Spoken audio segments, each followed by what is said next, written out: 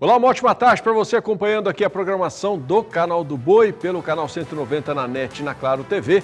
E também para você que está aqui em Campo Grande, no Mato Grosso do Sul, nos acompanhando pela TV Imaculada. Uma ótima tarde para você. Primeiro Agricultura BR ao vivo neste ano de 2020. Eu já quero começar desejando que o seu ano seja maravilhoso, cheio de bênçãos, realizações, conquistas e vitórias. Bom, neste primeiro programa do ano, nós vamos falar sobre vários assuntos aqui. Eu destaco para você, nós vamos falar sobre a geração de energia elétrica através de matéria orgânica.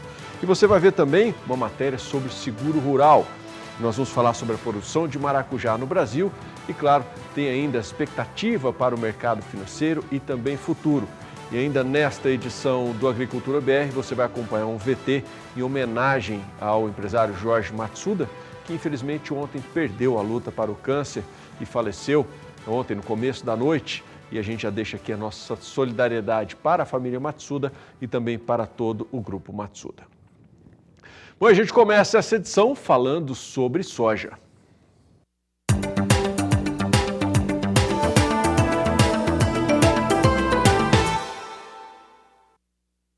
Em algumas regiões do estado de Mato Grosso, alguns agricultores já começaram a colheita da safra 2019-2020 de soja. Você vai acompanhar mais informações na reportagem do Valdir Pacheco. O município de Nova Ubiratã, no médio norte de Mato Grosso, foi o primeiro no estado a levar as colheitadeiras de soja para o campo no ciclo 2019-2020, principalmente nas áreas que foram usadas cultivares de ciclo precoce, visando garantir a janela ideal para o cultivo do algodão segunda safra. Nestas áreas, a expectativa dos produtores é que a média de produtividade fique em torno de 60 sacas por hectare. O segundo município, também no médio norte do estado, Tapurá, começou a dessecar os primeiros talhões que serão colhidos. A previsão é de que a colheita tenha início logo nos primeiros dias de janeiro, principalmente nas propriedades que também irão cultivar algodão safrinha. A produtividade estimada nesta região para as primeiras áreas é de 60 a 65 sacas por hectare. Mato Grosso, nessa safra, as lavouras de soja se estendem por mais de 9.770.000 hectares. Os trabalhos devem ganhar ritmo na segunda quinzena de janeiro, ficando mais intensos a partir de fevereiro. A colheita passa a ser mais agitada para os produtores que plantaram cultivares mais tardia. A preocupação é com a interferência do regime de chuvas, principalmente na hora de colher os grãos nas lavouras. O sojicultor precisa ser eficiente para maximizar sua produtividade. Em muitas situações, o produtor não pode esperar o surgimento das doenças para, só então, tomar uma decisão sobre como combatê-las. De rápida propagação e facilmente disseminada nas lavouras, as várias doenças que atacam a soja, como a ferrugem, a antracnose e a mancha-alvo, podem e devem ser controladas antes mesmo do seu aparecimento. De Sinop, Mato Grosso, Valdir Pacheco.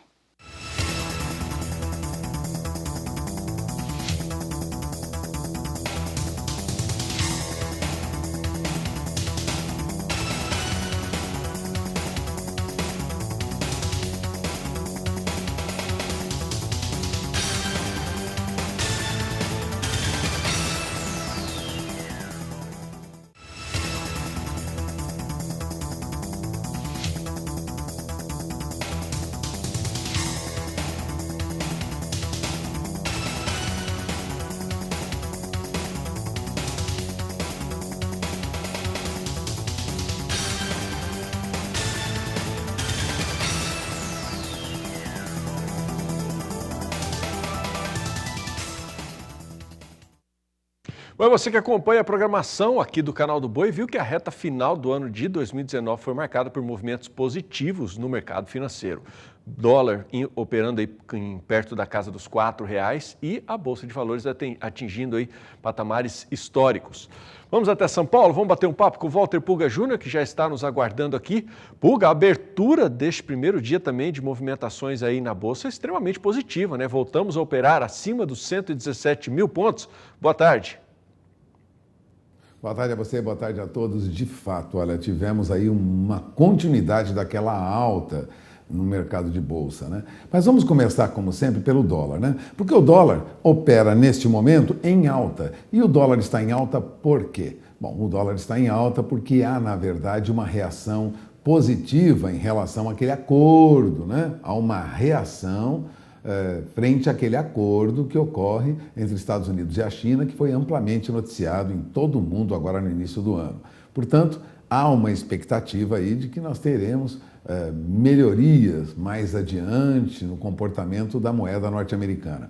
Fora isso, nós tivemos uma atitude na China nesta madrugada, que foi a liberação de mais um pouco daqueles compulsórios, né? Aqueles depósitos que os bancos deveriam reter estão liberados na China. Foram mais de 111 bilhões de dólares lançados no mercado para estimular a atividade do nosso maior parceiro comercial. E o que ocorre na China repercute diretamente em todo o mundo hoje, portanto, o dólar sobe agora a faixa de R$ 4,02, chegou a R$ 4,03, neste momento o dólar sobe 0,42%. Mas sempre é bom lembrar que é o primeiro dia de negociação no ano, é um dia de baixo volume de negociações, portanto, não é surpresa que haja muita oscilação nos mercados financeiros.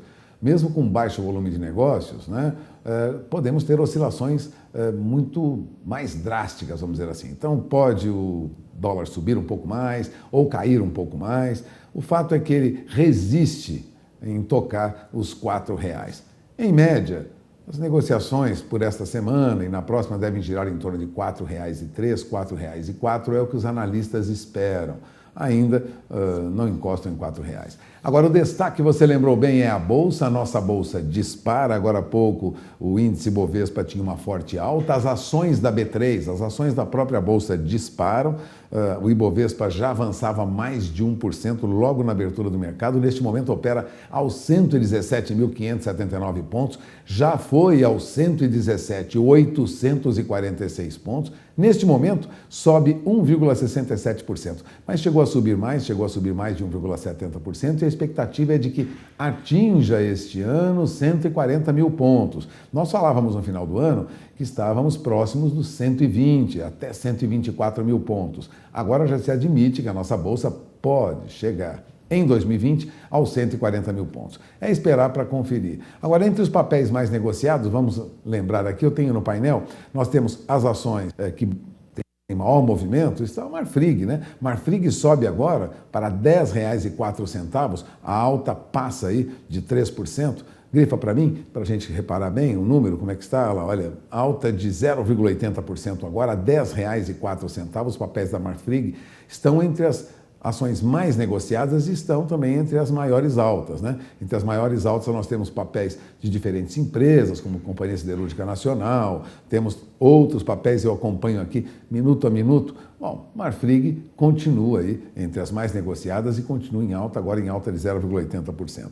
Agora, B3 dispara. E por que as ações da nossa Bolsa disparam? A Bolsa acabou de anunciar agora há pouco uma redução e uma simplificação de tarifas para quem quer operar no mercado de Bolsa. Isso é importante porque a B3 está tentando, vamos dizer, atrair o pequeno e o médio investidores, não só os grandes investidores, mas o pequeno e o médio. É um ano em que a Bolsa pretende avançar mais, então a compra de ações, a rentabilidade das ações, dos papéis, indicam, né, que 2020 será um ano positivo. E para atrair mais este pequeno e médio investidor, a Bolsa está simplificando tarifas. A operadora da Bolsa de Valores de São Paulo, a B3, anunciou hoje novas políticas que prometem redução e simplificação de tarifas depois de um ano em que o mercado acionário acumulou uma valorização de mais de 30%. O índice Bovespa subiu bastante. Num comunicado à imprensa, a B3 informou que os principais impactos das mudanças concentram-se no pequeno investidor de varejo. Entre as alterações, tome nota, a taxa de manutenção de conta, que chega atualmente a R$ 110 por ano, será zerada. Portanto, é um incentivo aí. E isso trouxe uma valorização dos papéis da B3. Papéis da B3 sobem bastante e puxam também o índice Bovespa. Ela também afirmou que as alterações representam uma redução de aproximadamente 250 milhões de reais em tarifas pagas pelos clientes da Bolsa no ano, considerando aí os volumes negociados nos últimos 12 meses. Resumindo, nós teremos aí uma facilitação, vamos dizer assim, para que o pequeno investidor venha para a Bolsa. Tudo isso faz com que haja um movimento positivo no mercado, dando continuidade ao que nós já vimos no final do ano. Agora, sempre é bom lembrar, Começo do ano, o volume de negócios é menor, oscilação é muito grande, a bolsa sobe agora, pode ceder, pode subir um pouco mais, ou seja, é um mercado que oscila muito. Então, começo do ano, muito cuidado, né, para aplicação, para reação de investimentos, para compra ou venda de dólares. Cuidado. Começo do ano sempre exige muita cautela, porque a oscilação é muito grande. São as informações de destaque durante a nossa programação. Você que acompanha o canal do Boi, terá mais informações sobre o comportamento do mercado neste início de 2020. Adriano, é com você. Valeu, Puga, obrigado, tá? Vamos torcer para que essa situação perdure aí o ano inteiro, né? Já pensou? Dólar baixo, bolsa em alta? Se Deus quiser, vai ser assim. Obrigado pela sua participação. Mas você fica agora com agroindicadores da soja.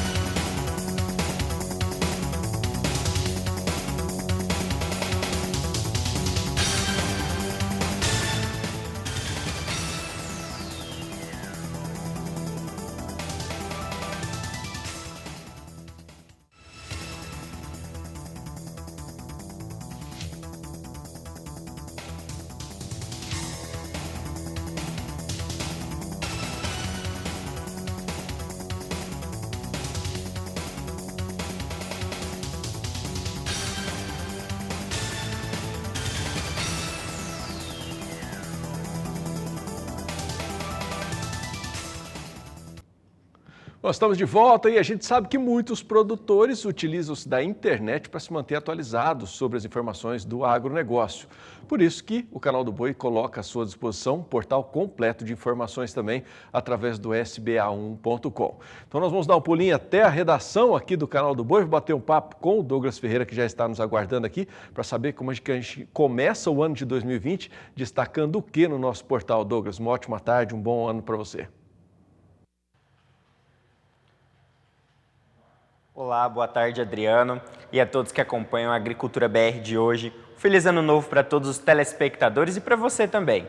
Olha só, segundo o Boletim de Monitoramento Agrícola, divulgado pela Companhia Nacional de Abastecimento, a CONAB, as principais regiões produtoras de grãos do Brasil foram favorecidas pelas chuvas nos 15 primeiros dias de dezembro. A umidade adequada do solo permitiu a continuidade da boa semeadura, e o bom desenvolvimento dos cultivos de verão. E no Piauí e o Oeste Baiano, a baixa umidade do solo tem atrasado o avanço da semeadura da soja. A notícia completa está disponível no nosso portal, o sba1.com. Adriano, eu volto com você dos estúdios. Valeu, Douglas. Obrigado pela sua participação. Um ótimo dia para você. Só lembrando você que está acompanhando a gente, que o endereço para você ficar sempre por dentro das informações do agronegócio pelo portal aqui do Canal do Boi, é o sba1.com que está aí na sua tela. E você pode também se manter atualizado com conteúdos exclusivos nas nossas mídias sociais. Estamos ao vivo pela página do Facebook, né, no Canal do Boi, pelo Facebook, e também pelo Instagram, @canaldoboi1. Também está na sua tela aí. Não, esse é o endereço do portal. Vai lá, dá um pulinho lá, tem muita coisa legal. Bom, e o processo de decomposição da matéria orgânica gera como resultado o biogás, que é um combustível muito valorizado que pode ser utilizado de diferentes formas. O repórter Mauro Andrade foi até Castrolanda, no Paraná, para conversar com o senhor Jans Hans, da Granja Marujo, e para descobrir quais são essas formas. Acompanhe na reportagem. O dejeto animal resultante da granja, além do uso como fertilizante para as lavouras, pode ser transformado em energia. Os dejetos são encaminhados para o biodigestor.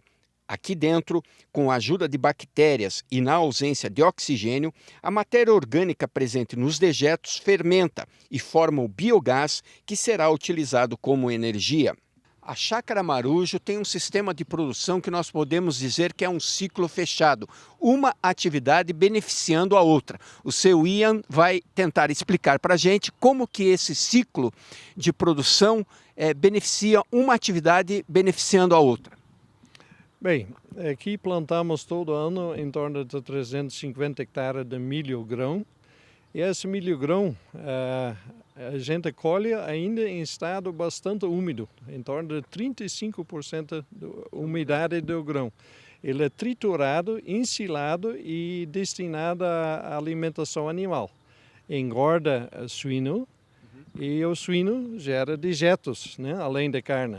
E o dejeto retorna para o biodigestor, produz gás e produz efluente. E efluente volta como biofertilizante na lavoura, onde aqui no próximo ano vamos plantar novamente milho, assim tentando fechar ao máximo o ciclo de nutrientes. O biogás, antes de ser utilizado, precisa ser purificado. Passa por um processo de filtragem para a retirada da umidade e principalmente do enxofre, que forma um ácido sulfídrico que tem ação corrosiva nos equipamentos.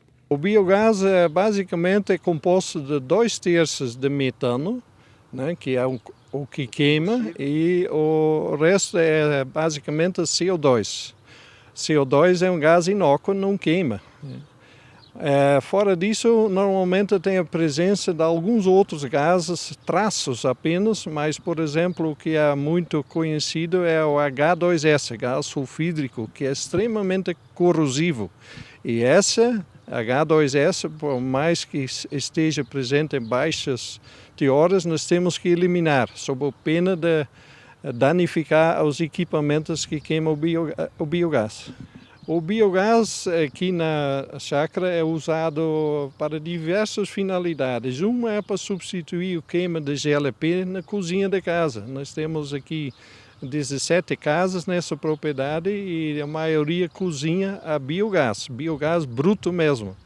Só não tem mais H2S. Nós usamos também para secagem de grãos, sobretudo gramíneas, né? O biogás queima tranquilamente sem refinar. Nós também utilizamos para aquecimento das pocilgas, o piso onde que vai o leitãozinho recém-nascido. A maternidade cresce, tem um piso aquecido com biogás, através de um caldeira com serpentina de água quente. E a parte excedente é basicamente queimado no motor que gera energia elétrica. Esse motor tem um duplo propósito. Ele não só gera energia elétrica, suprindo a própria planta e até sobrando para injetar na rede, ele também gera calor. O calor perdido, na bem na verdade, no escapamento e no radiador. Então o radiador foi trocado por um trocador de calor e instalamos também um trocador de calor no escapamento. E essa água quente que é gerada ali, ela circula pelo biodigestor, aquecendo o biodigestor e assim acelerando o processo. O biometano é alcançado através da purificação do biogás, que retira substâncias indesejáveis como o gás carbônico e, ao mesmo tempo, aumenta a concentração do metano.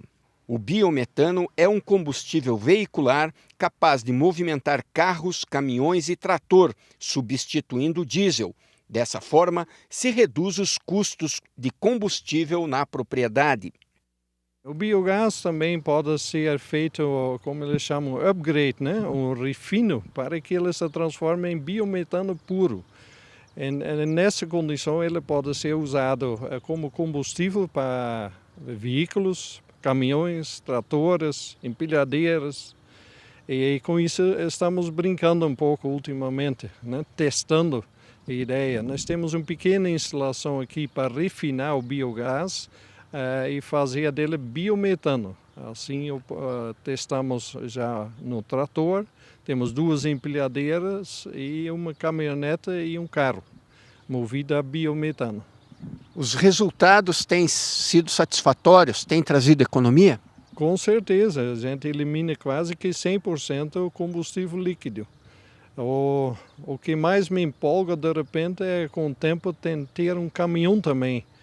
O caminhão tem a grande vantagem que vai até o ponto de abastecimento, enquanto o trator agrícola, eu tenho que levar o combustível, às vezes, na outra fazenda, né? Atrás do equipamento. E um caminhão, ele consome muito e normalmente roda todo dia, chove e faça sol. Um trator agrícola, a tendência é fazer menos horas por ano e, portanto, o investimento em relação ao benefício é alto. De Castrolanda, Paraná, Mauro Andrade.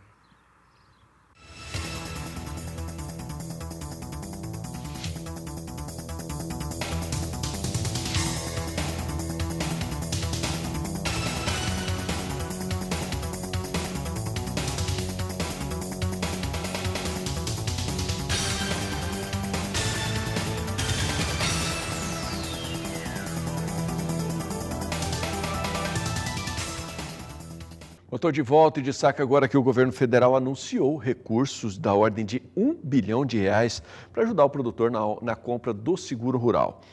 O governo quer com isso estimular a contratação de garantias no mercado segurador para reduzir gastos com financiamento e juros subsidiados para o agronegócio. No entanto, se de um lado o seguro rural atende boa parte dos pequenos produtores e cumpre a sua função social, por outro lado, deixa descoberto mais de 90% da área produtiva, a chamada produção agrícola comercial. E para o grande produtor, o seguro rural, como é feito hoje no Brasil, não compensa. Sobre este assunto, o coordenador de cátedra do Seguro Rural da Academia Nacional de Seguro e Previdência, o Jorge Eduardo de Souza, conversou em São Paulo com Walter Puga Júnior. Entre os assuntos, ele apontou que conversou sobre estudos que apontam entrave para o mercado rural no Brasil. Eu te convido agora para a gente acompanhar juntos essa entrevista, que sem dúvida nenhuma tem aí conteúdo muito importante para quem quer saber mais sobre seguro rural. Acompanhei. A utilização de seguros no Brasil, ela cresce. O setor de seguros deve fechar este ano, 2019, com um crescimento acima de 10%, um ritmo que deve acelerar ainda mais agora em 2020, com a melhoria do ambiente econômico. É pelo menos o que garantem os técnicos e os dirigentes da Confederação Nacional de Seguro, a CNSEG. Bom, as estimativas iniciais da Confederação das Seguradoras apontam que no começo do ano, o crescimento de 6,3% e 8,4%, depois de queda em 2018, é firme. Agora, no período de 12 meses até outubro, o setor de seguros no Brasil, incluindo aí seguro de residência, seguro de automóveis, seguro de máquinas e equipamentos, acumulou uma alta de 10,3%, excluindo aí seguro saúde e o DPVAT, que é para veículos. Resumindo, o setor de seguros cresce no Brasil e cresce bem. Mas o seguro rural ainda é um problema. Eu tenho aqui ao meu lado o Jorge Eduardo de Souza, que é coordenador da Cátedra de Seguro Rural da Academia Nacional de Seguro e Previdência, que discute constantemente, debate academicamente como melhorar, como avançar com o seguro rural. Enquanto o seguro cresce, obrigado pela sua presença aqui, seguro cresce no Brasil, mas seguro para a área rural, para o produtor rural, patina ainda, Eduardo? Pois é, Walter, eu te agradeço a oportunidade de estar falando com o seu público sobre seguro, ainda mais seguro do ambiente rural, que mais carece de seguro e menos protegido por seguro e realmente ele patina. Mas eu devo dizer que tem glórias aí, depende do ponto de vista que você enxerga isso. Eu percebo que a política de seguro brasileira na área do agronegócio, ela tem um viés social muito forte, muito forte. Tanto é que você vê o Proagro, por exemplo, é um problema voltado para o pequeníssimo produtor. Mesmo o seguro rural, há muitos anos, o foco desse público, desse seguro, é o pequeno produtor. Nós temos no Brasil 63 milhões de hectares plantados e temos apenas 5 milhões, você viu o nosso evento em novembro, era 5 milhões, havia uma expectativa de chegar em 8, mas eu não vi esse número de dezembro ainda, mas eram 5 milhões.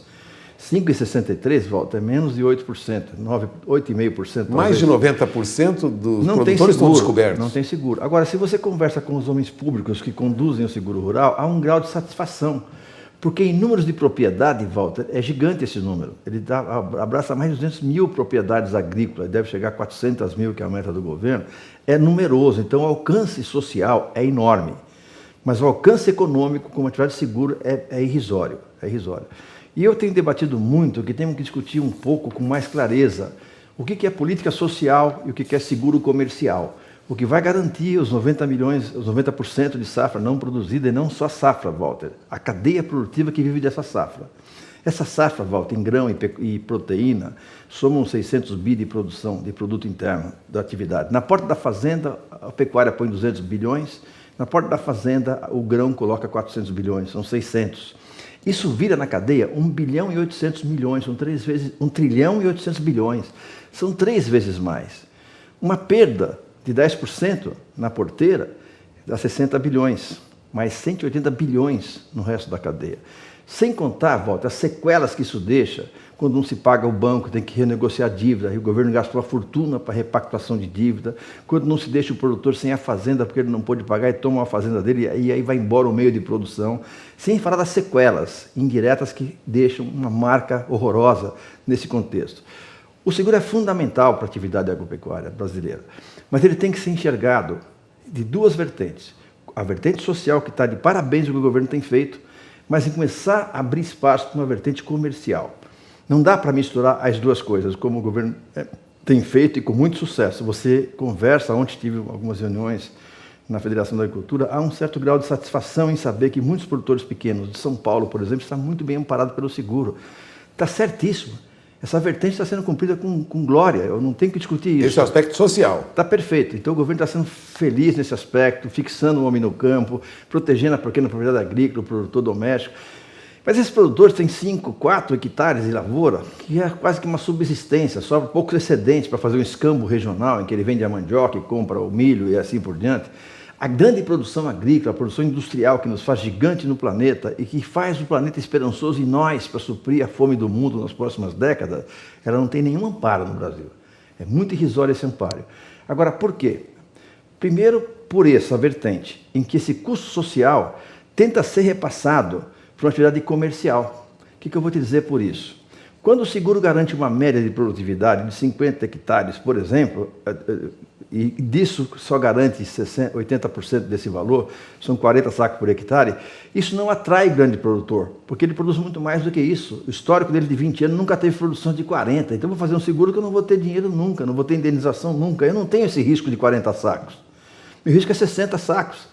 E o mercado não faz esse seguro. Por outro lado, aquele pequeno... E esse cara tem tecnologia, aplica insumos modernos, tem equipamentos prontos, com uma estiagem rápida, fazer uma colheita ou um plantio, ele está pronto, mobilizado.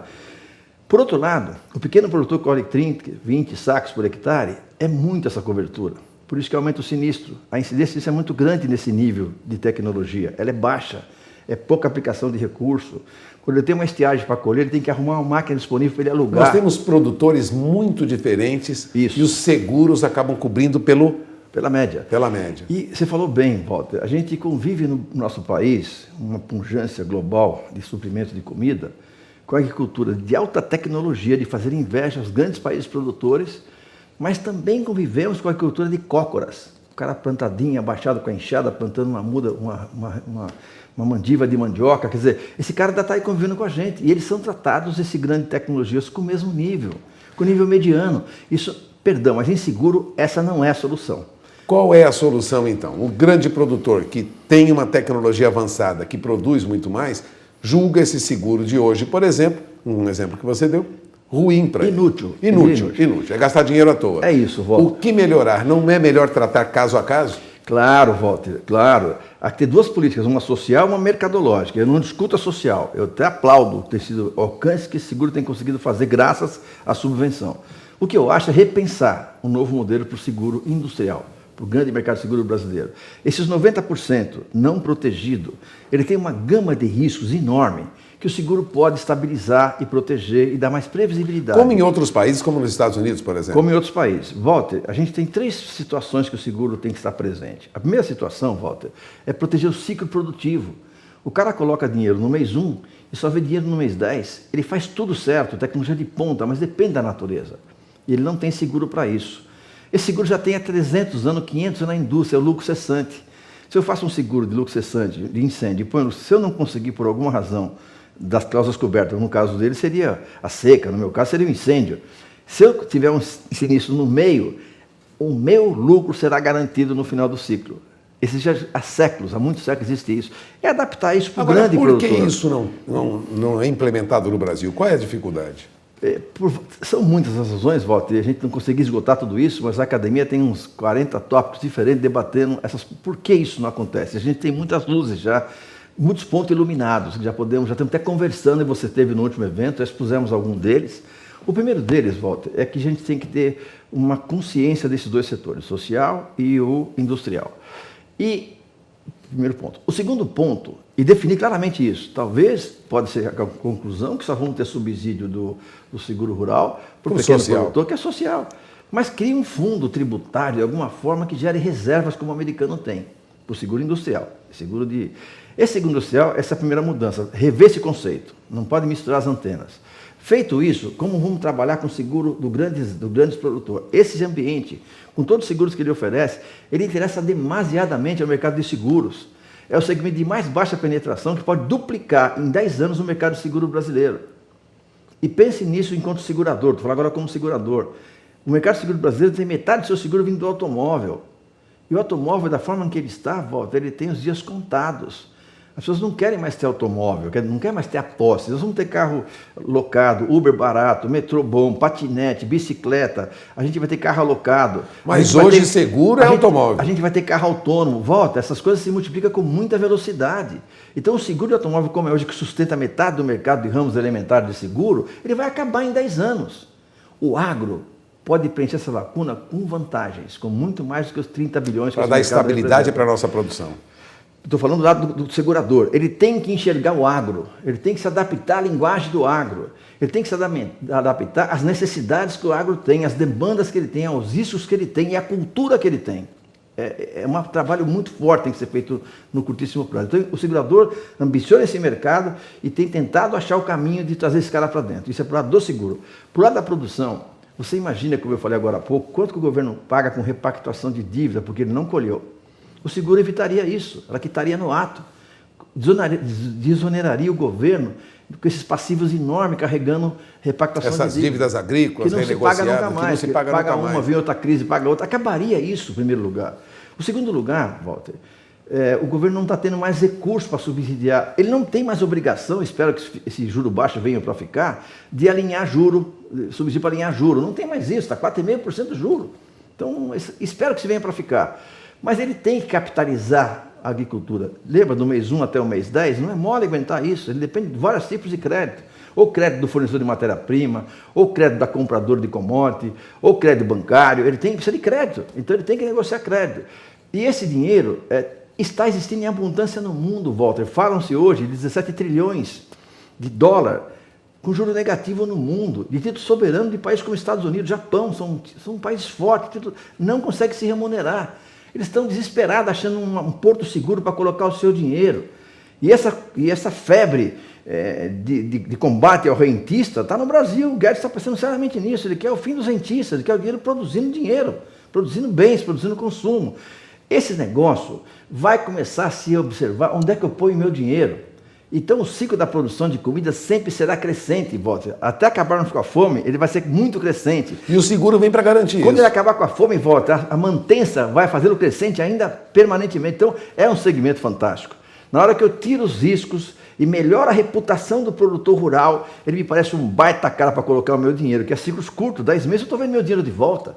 A rentabilidade pode ser exuberante se eu tiver desequilíbrio fiscal, de pauta de exportação, mercados carentes, a gente chegando punjante, quer dizer, ele pode ter uma alavancagem violenta no recurso dele, então eles estão de olho nesse negócio. E vai ter acesso a dinheiro? Claro que vai, mas a boa reputação, o produtor que tenha tecnologia, responsabilidade, sabe? Planejamento cuidadoso, sério com seus compromissos, apenas vítima da natureza. Mas quando ele põe o seguro da natureza, ele está perfeito. É um risco que eu queria ter, como na minha portfólio de aplicação de dinheiro. Essa é a mudança que o seguro vai trazer muito rapidamente.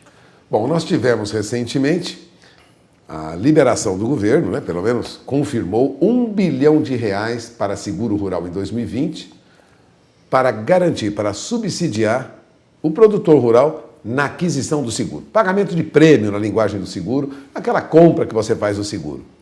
Esse dinheiro é suficiente para atender o mercado? Walter, o Brasil precisa ainda disso por causa da fraca base de dados. A gente tem pouca informação dos riscos. E o Brasil tem uma extensão continental. E a agricultura também é continental. Ela vai do Oiapoque até agora o Piauí, Maranhão, está indo para muito longe. É uma fronteira de diferenças de clima. Eu estava vendo no jornal de hoje de Bom Dia São Paulo, Bom Dia Brasil. Pô, a gente fala de 18 graus no sul e 38 graus no Maranhão. Esse é o nosso país. Então são conflitos climatológicos, culturais, né? E a agricultura está desse tamanho. E é difícil você ter precisão de dados. Eu tenho que aplaudir a Embrapa. A Embrapa é um órgão que me dá orgulho de ser brasileiro, porque ela tem muita pesquisa, muito desenvolvimento, muita base de informações, mas as coisas não são cruzadas. A disponibilidade não são espontânea. A gente não consegue usar com eficácia toda a base de inteligência de dados produzida no Brasil. As cooperativas têm seus dados, mas são para elas negociarem privilégios para os seus segurados. Enquanto não pensar no umbigo, você não consegue enxergar o corpo. O corpo está febril, embora alguns umbigos saudáveis. Tem que ter um corpo saudável e um corpo grande que dá para todo mundo. O mercado seguro é gigante para um só, uma cooperativa, uma seguradora bancária. Nós temos que estar unidos nisso, criando uma base de dados confiável, um cadastro fantástico, estatísticas mais seguras da produtividade histórica de cada produtor, quanto ele plantou, quanto ele colheu, por cada tipo de grão. Essas coisas é que vão dar uma estabilidade para o seguro. É uma tarifação no escuro? Então, Walter, quando não se tem dados estatísticos, você tarifa no escuro. E tarifação no escuro de quem vai bancar o risco é excesso de proteção, preço proibitivo. Isso, tem seguro, Walter, que custa 20% do valor, valor segurado. Inviável. É um absurdo, inviável. E aí o que acontece? Com a anestesia do subsídio, a seguradora está numa área de conforto. Porque se o seguro ficar mais caro, quem vai pagar metade é o governo, a outra metade é o segurado. Ele está com uma área de proteção excessiva. Então a gente tem que tomar um pouco de cuidado com isso. Não deixar que o governo seja contaminado por esse vírus de não ter informação. Construa informação. Eu discuto com meus seguradores. Nós estávamos num evento, Walter, que eu fiquei impressionado. Estamos mudando o seguro de garantia de obrigações contratuais. Esse seguro das concessões, que faz obras, viaduto. Aí um dono de uma seguradora, você vê que absurdo, falando para mim, Jorge, agora eu vou ter que entender de engenharia para fazer seguro. E você não entende e faz seguro? Você tem que entender, sim, senhor. Você é o dono da obra. Se ela der errado, você que vai pagar. O agro é igual. Entenda o agro. Não adianta pôr um cara de automóvel para segurar seguro de agro. Não é essa mobilidade, é uma inteligência específica, é um cenário diferente, é uma atividade diferente. Então tem que se investir em cultura de agro. Tem que invadir agro dentro desse departamento das seguradoras com profundo entendimento. Tem que ter agrônomo lá dentro, tem que ter engenheiro florestal lá dentro, tem que ter veterinário lá dentro, fitopatologista lá dentro, tem que ter gente boa, que saiba dar segurança para a seguradora. As grandes seguradoras globais têm tudo isso. Não é na caneta que se ganha isso, é na competência técnica. Eles vão ter que se aparelhar para entender e abordar com segurança esse mercado de seguros. Bom, você está ouvindo, né? Jorge Eduardo Souza, que é coordenador da Cátedra de Seguro Rural da Academia Nacional de Seguros. A academia é uma instituição, vamos dizer assim, que discute o seguro na sua profundidade, né, Jorge? Discute os problemas reais do seguro. E entre os seguros, que se discute lá, se discute o seguro rural. Pois é, Walter. Vamos conseguir avançar, Jorge? Bom, a academia, Walter, você me deu um espaço aqui, é uma instituição criada pelas seguradoras. Ela tem quase muitos anos, acho que 20 e poucos anos, quase 30 anos. E ela foi criada com um objetivo muito inteligente das seguradoras. Escolhem pessoas de notório conhecimento sobre o seguro e convidam para ser parte de uma academia. Plagiando seria parecido com a Academia de Letras, os grandes escritores estão lá, não com esse glamour que tem uma academia, nessa competência um pouco diferente. É menos, né? Mas o conceito dá para se comparar com isso. E você é convidado para essa academia. Você é indicado por um grupo e aprovado por todos os grupos. Se o grupo não te aprovar, você não entra para a academia. Você tem que ter notório saber, uma carreira ilibada nesse segmento, ter construído diferenciais. O que os seguradores fizeram nesse ambiente? Para que essas pessoas, pela vaidade de estar num cargo desse e pela paixão pelo tema, se dedicassem a trazer mais seguros, melhorar o seguro, dar mais lucro no seguro, ampliar a penetração do seguro nos mercados. Esse é o objetivo nobre da nossa academia. É levar o seguro a mais gente. As pessoas físicas no Brasil consomem apenas 5% delas consomem seguro, 95% não consomem. Eu estou numa plataforma também brigando por isso, levar o seguro para o consumidor. Não é só o produtor rural, não, em geral a população. Todos os seguros. E ela, Walter, por muitos anos, foi uma reunião de elementos do seguro. A turma do seguro sentava e discutia o que ia fazer. E eu comecei a me incomodar, quando empossado fui para essa academia, que tínhamos que ouvir um pouco do consumidor, porque eu acho que a gente tem uma cadeia. E só se discute numa reunião para discutir um plano de seguros. Sem o pagador dessa conta, isso não é um planejamento, isso é uma conspiração, cara. Como vamos fazer para tirar dinheiro desses caras? Não é transparente, não é claro, não é objetivo. E a partir de abril de 2017, nós colocamos numa assembleia esse tema e ele foi aprovado. E houve até um certo desentendimento quando eu propus essa pauta, que tínhamos que ter uma tribuna na academia para ouvir os consumidores. Depois do debate efervescente, alguns foram aderindo e acabou indo para a pauta que essa é a tônica futura da Academia Nacional de Seguros, ouvir um pouco mais os seus consumidores. Nós somos 200 acadêmicos, mais ou menos, reunidos em mais ou menos 20 cátedras. Cátedras são temas de seguro. Seguro de vida, seguro de automóvel, seguro de responsabilidade civil, seguro de transporte. Todos os anos tinha uma cátedra preocupada em desenvolvê-la e fazê-la melhor. E não havia a cátedra do agro. E você sabe que eu nasci nesse terreiro, né, cara? Eu nasci na roça, né? Eu trabalhei 20 e poucos anos no executivo da AgroSéries. Então, essa coisa está no meu sangue. E eu começava a dizer, por que eu não tenho uma cátedra do agro? E tanto insistir nisso, Walter, em abril desse ano passado foi criada a Cátedra do Agronegócio e não tinha outra pessoa para confiar, confiaram a mim, eu tenho feito isso. Walter, eu não podia praticar um ato diferente dos meus discursos, não tem que ouvir o consumidor? Então o que eu fiz? Primeiramente chamei todos os segmentos que envolviam a cadeia do agronegócio, na transformação, na logística, na produção, no varejo, convidei todos os órgãos. E na primeira reunião nossa eu tenho muito orgulho de dizer, Walter, graças ao meu network, a credibilidade e respeito que o Jorge tem nesse ambiente do agro e também no ambiente de seguro, eu consegui levar 40% do PIB da agropecuária brasileira dentro de uma sala de aula da academia, foi fantástico. Levei 3 seguradoras, Walter. Poucas acreditavam que a gente tinha caminhos para isso. Na última tínhamos 14, estava presente. Eu estava presente. Quer dizer, hoje começa a achar que nosso caminho está se iluminando. Esse produtor está chegando para a gente. E o produtor rural está feliz, alguém está defendendo a gente. Então, Walter, eu me sinto muito realizado nesses 12 meses de academia ter conseguido produzir essa sinergia dos elos mais importantes da cadeia do agro para falar com o nosso pessoal de seguro. Os dois estão se apaixonando e isso vai dar bons filhos, eu tenho certeza disso. Bom, você acaba de ouvir Jorge Eduardo de Souza, coordenador da Cátedra de Seguro Rural da Academia Nacional de Seguro e Previdência. Agradeço a entrevista do Jorge aqui, participando do nosso programa. Estamos de volta e eu te convido agora para acompanhar uma reportagem especial que conta um pouco dos desafios da pesquisa no agronegócio brasileiro. A nossa repórter, a Kylie Rodrigues, conversou com a pesquisadora da Embrapa, recém-aposentada, a Cacilda do Vale, sobre os desafios e as perspectivas para o setor. Acompanhe.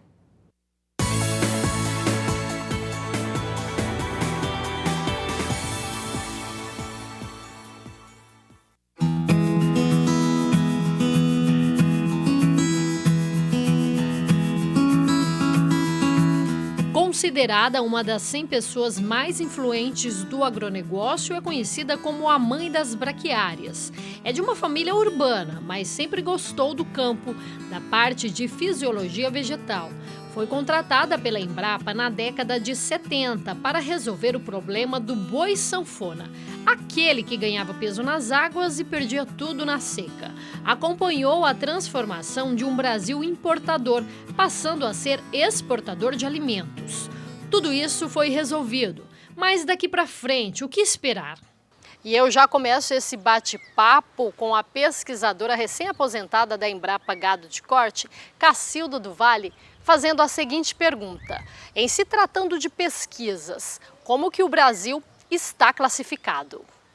As pesquisas no agronegócio tiveram um início fabuloso na década de 70 e nós tínhamos tudo por fazer e havia bastante recurso disponível para pesquisa e demos esse salto de país importador de alimentos para um país grande produtor e exportador de alimentos. O próximo salto é um salto que não é barato, precisaria de bastantes investimentos. O que não acontece no momento porque é uma fase de transição, o Brasil está numa fase difícil econômica, mas eu quero crer que isso é passageiro. Nós já passamos por outras crises e foi possível a gente reverter a situação. Eu creio que há necessidade de um investimento, principalmente nas pesquisas de mais longo prazo. É necessário fazer essas parcerias público-privadas, o setor privado deve investir um pouco mais no avanço dessas tecnologias para que a gente dê um novo salto dentro da agropecuária. Quando o assunto é transferência de tecnologias, a doutora Cacilda menciona que nos dias atuais, as ferramentas têm chegado até o produtor. Agora, com as novas tecnologias e com as facilidades que a mídia eletrônica também está nos proporcionando, nós temos atingido um público muito maior e de uma forma muito mais eficiente. Então, graças a essas novas mídias, nós achamos que estamos fazendo um trabalho mais efetivo e, inclusive, a gente recebe o retorno dessas reportagens, desses envios de WhatsApp, de vídeos, e com isso a gente acaba tendo um feedback bastante mais rápido e mais eficiente do nosso produtor. E como estamos falando do futuro das pesquisas no agronegócio, você me convidou para conhecer então um local bem especial aqui dentro da Embrapa, né, doutora Cacilda? Onde é? Isso mesmo, nós vamos lá até a Casa Telada, onde eu vou lhe mostrar o que poderão ser as futuras cultivares daqui a uns 15 anos. Vamos lá então.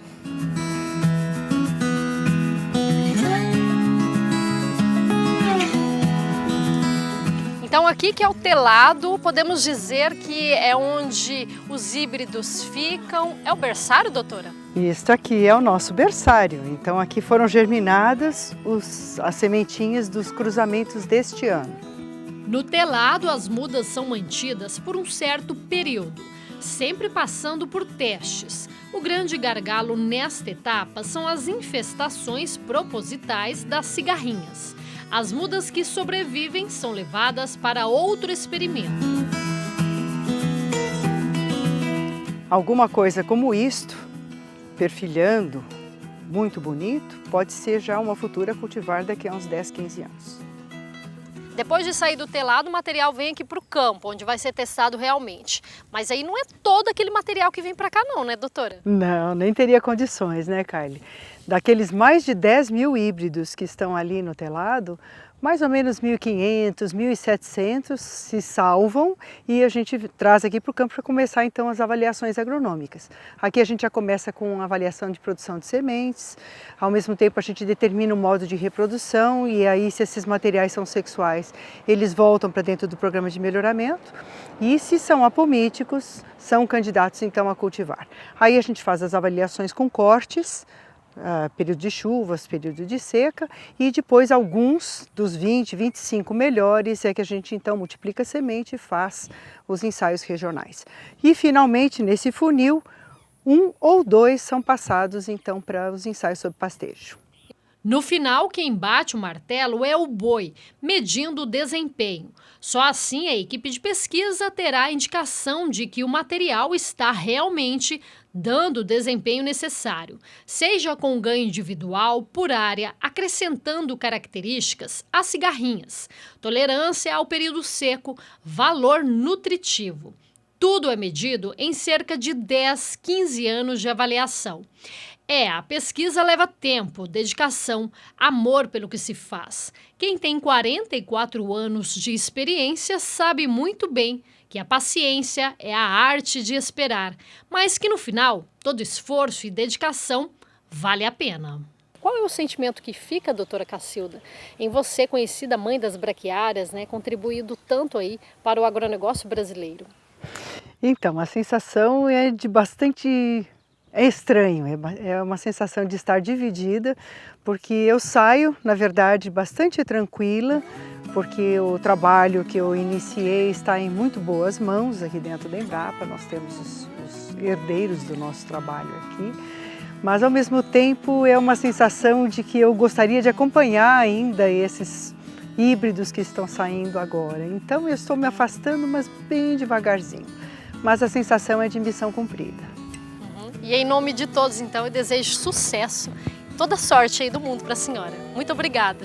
Eu é que agradeço, Kylie.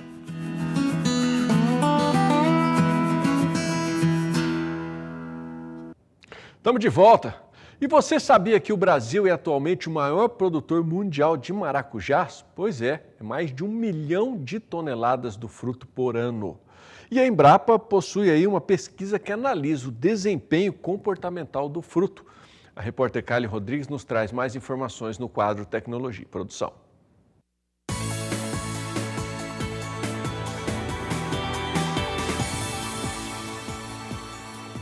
Nos últimos anos, a Embrapa e seus parceiros têm gerado importantes soluções tecnológicas para o cultivo do maracujá, ajustando sistemas de produção e desenvolvendo novas cultivares geneticamente melhoradas. O grande desafio é fazer com que as tecnologias sejam utilizadas de forma prática, beneficiando toda a cadeia produtiva do maracujá. problemas gravíssimos, principalmente quanto à questão do controle de pragas e doença. Os produtores têm muita dificuldade e o início de tudo começa no conhecimento deles. A lacuna de aprendizagem é seríssima. Por isso é que redunda lá na frente, na prática e principalmente na parte de impacto, em prejuízos. O pesquisador da Embrapa Cerrados explica que muitos agricultores desistem da plantação, pois a atividade não ultrapassa os 2 anos. Mas também tem práticas que os mesmos dominam bem. Foi descoberto há pouco tempo a alta produtividade do maracujá quando produzido em estufa. A diferença é exorbitante.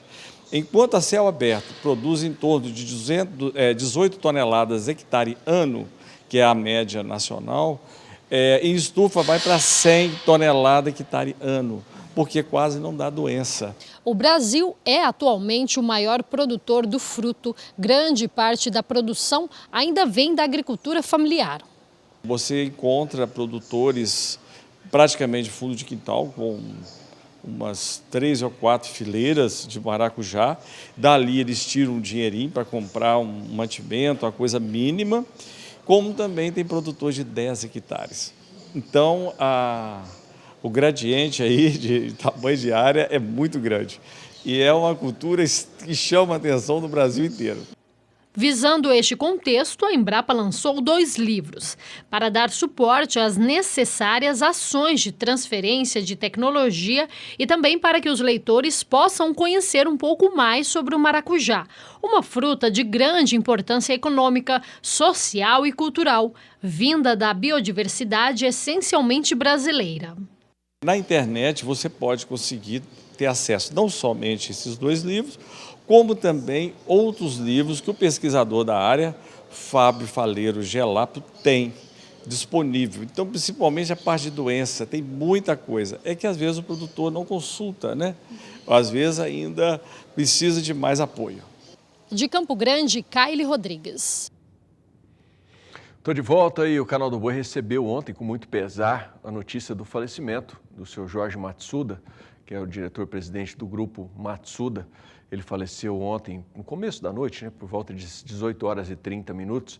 Ele que estava internado em São Paulo para se tratar de um câncer, acabou perdendo a luta para a doença. Eu vou te convidar agora para a gente acompanhar um vídeo que presta uma homenagem, né, mostrando um pouco da trajetória deste grande homem que vai fazer uma falta muito grande para o agronegócio nacional. Acompanhei. O agronegócio brasileiro está de luto.